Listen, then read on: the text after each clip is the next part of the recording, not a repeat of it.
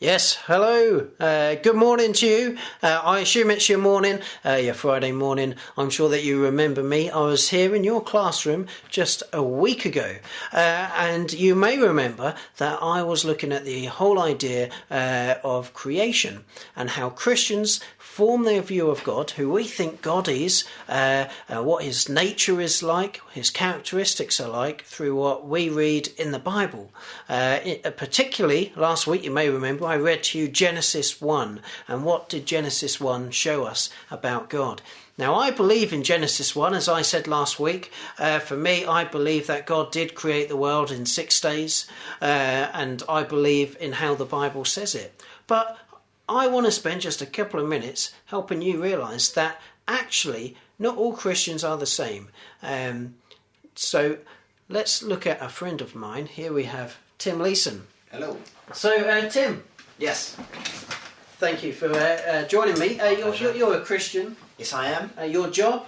I work for the YMCA on Victoria Road as Christian spiritual development workers. That means I talk to young people and children about faith and religion and spirituality and that sort of thing. Brilliant. Okay, so quick plug. If you want to go out anywhere, if you're overboard, pop to the YMCA. Lots to do there.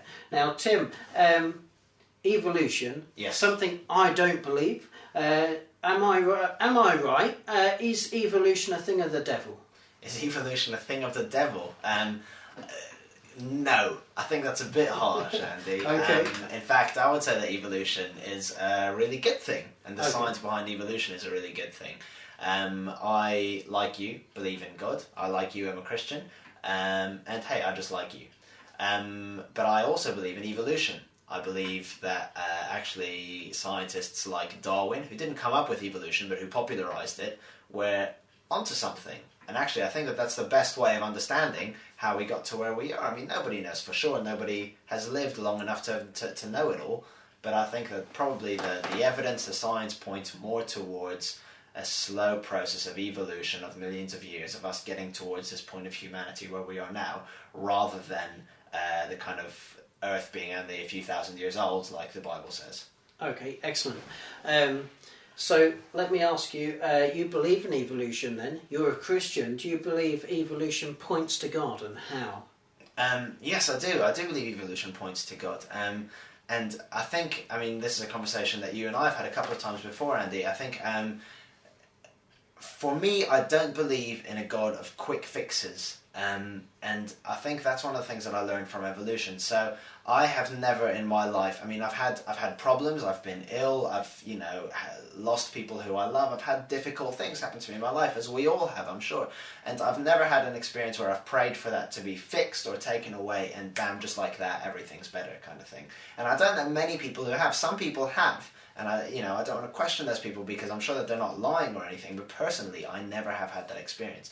What I have had is a process of learning, is a process of trial and error, is a process of taking a step out and falling while I do it, and learning to put another foot forward, and learning how it works, and learning through mistakes and all that sort of thing. And I think that that's what happens in evolution. The whole concept of survival of the fittest is that through time and over millions of years, we as a planet, as a universe, grow and learn from our mistakes and see what works and see what doesn't work, and what doesn't work eventually gets discarded in favour of what does work. And certainly that's what I found in my life personally. I'm almost 25 years old, and over the 25 years, the quarter of a century that I've been alive, I have evolved through this process of trial and error, which I believe that, because I do believe in God, I believe that God has been with me throughout this process of trial and error.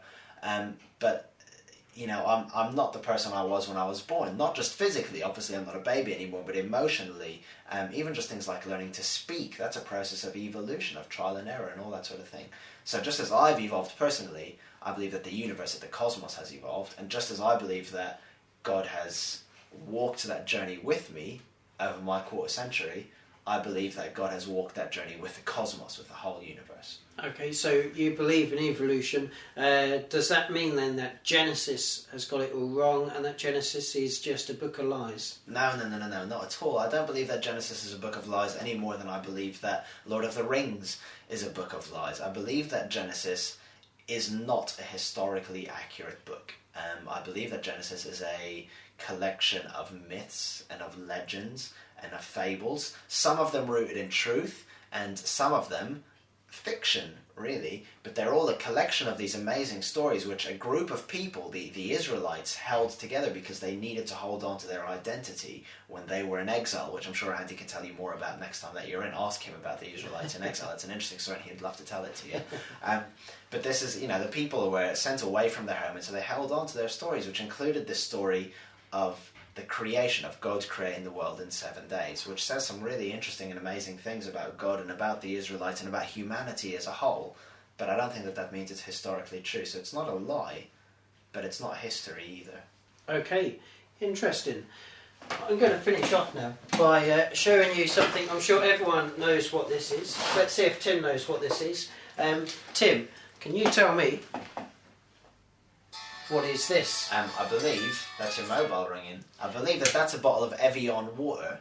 You believe that this is a bottle of water. Well, I actually would say that this is plastic with H2O inside. Different views, but actually we're both right. Now, perhaps when you're looking at evolution and creation, one of us is wrong, one of us is right. But who's to say that perhaps,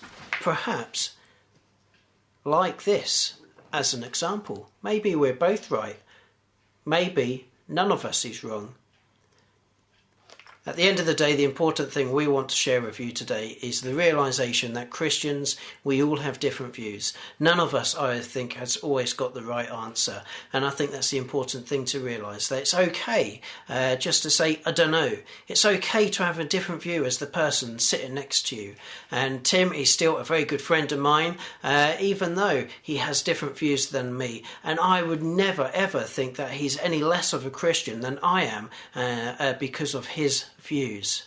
So I hope that's been of a little help, and think up your questions and then fire them all away at Miss Negus. I'm sure she can answer them all. And yes, look after Miss Negus. Hello to you there, and I hope you all have a fantastic weekend. Thank you.